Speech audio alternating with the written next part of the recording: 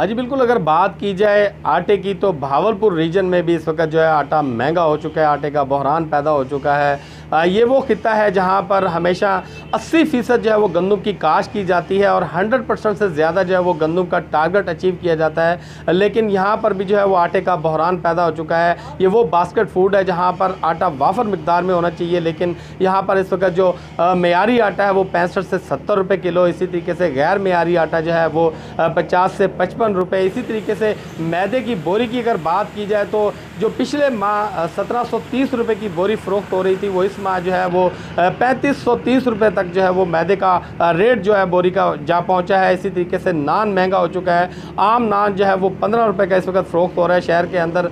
दूसरी जानिब utility stores के ऊपर अगर बात की जाए तो वहाँ पर जो सब्सिडीज़ दी गई आटे के ऊपर, वो आटा भी वहाँ पर नापैद है, लोगों को आटा नहीं मिल रहा। शहरियों ने मुतालबा किया है हुकूमत पंजाब से कि फौरी तौर पर इस आटे की किल्लत जो ये बहरान पैदा किया गया मसनूई तौर पर, इसको ख़त्म किया जाए, आटा जो है वो सस्ता किया जाए और आम किया जाए, ताकि लोग जो है वो बआसानी से सस्ता आटा